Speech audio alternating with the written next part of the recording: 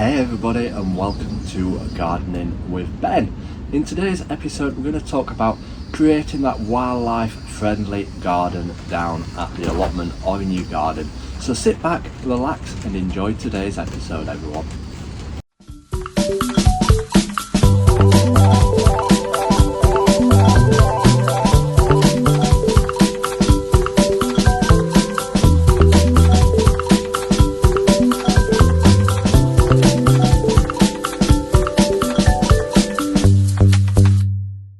So welcome to today's episode of Gardening with Ben. We're going to talk about creating that wildlife garden down at your allotment or in your garden. Watch my last episode, go and watch that because we talk about how to start out on an allotment. So this is a bit of a continuation of that really.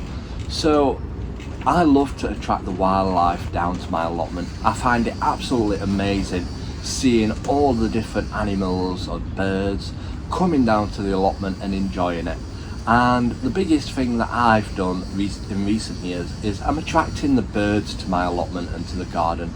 Obviously it comes with failures because it'll attract the rats, but it doesn't really matter down at my allotment. I don't really mind that, as they're not causing any harm down here apart from eating a few bulbs and stuff like that. But yeah, I don't really have an issue with that.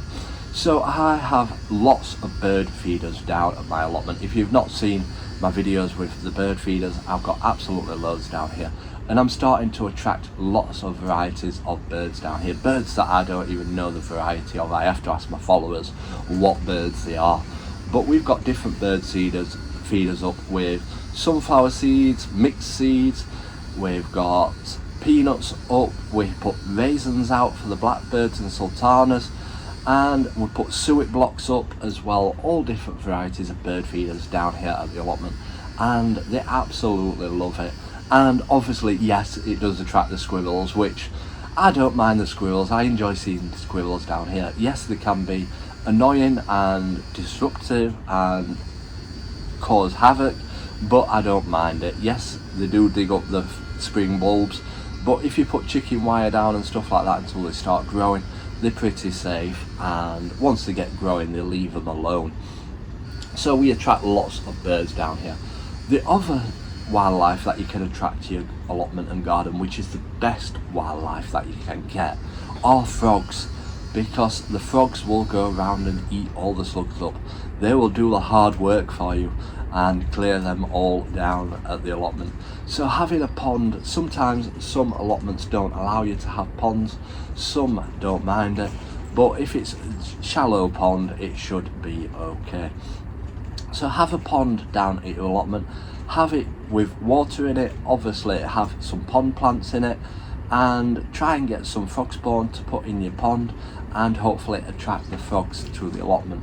Obviously if you can't get any frog spawn, it'll obviously attract the frogs. If it's a nice pond and it's welcoming, you will get frogs down there because there'll be frogs all around, and they'll soon find it and make it their home.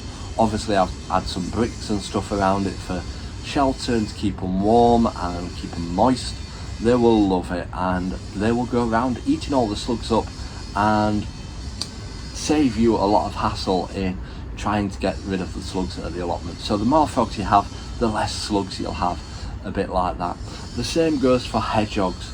If you can get a hedgehog house in your allotment or in your garden, or find out ways of attracting hedgehogs, what they like, create a little sheltered spot for them, and the hedgehogs will go around at night time eating all the slugs up and doing a lot of work for you. And obviously slugs do come out at night time mainly rather than the daytime, and that's when the hedgehogs will go around eating them all up and clearing your plot of all the slugs.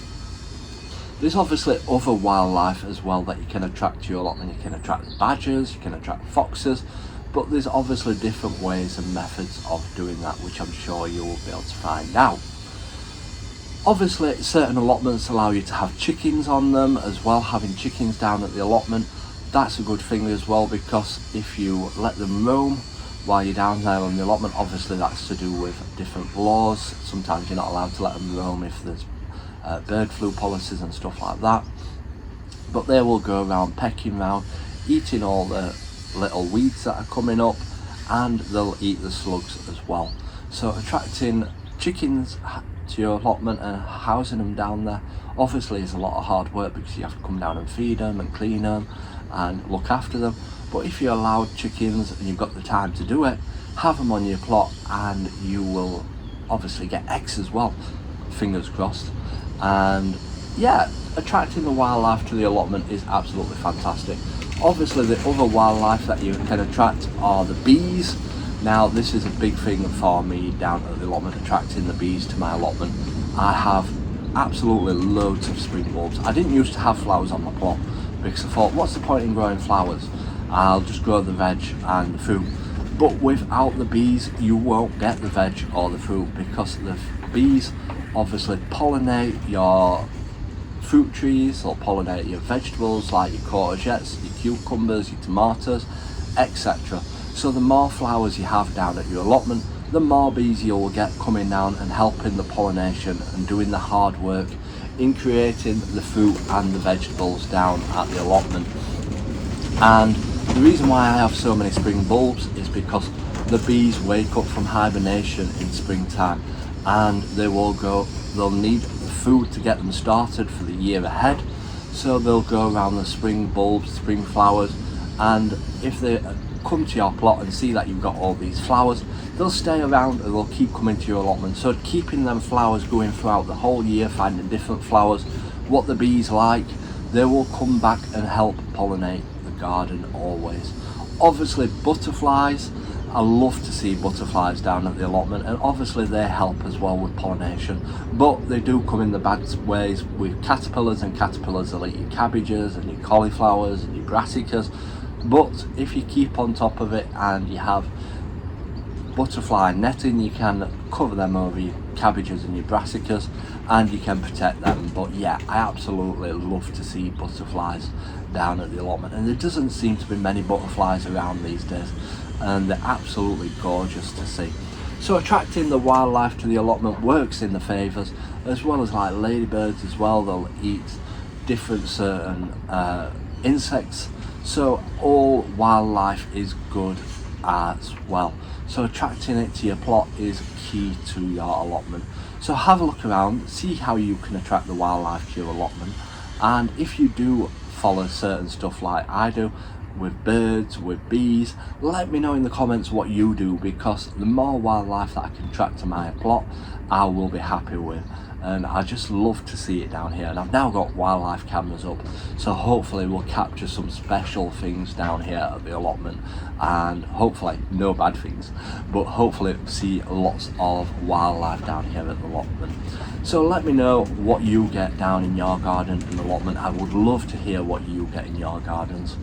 So if you don't follow me on the social media, follow me on Instagram, follow me on Facebook. I share lots of photos on a regular basis, and I've also got a podcast where I share tips and advice on all podcast platforms, Spotify, Apple Podcasts, all over the place. You can even ask Alexa to play Gardening with Ben.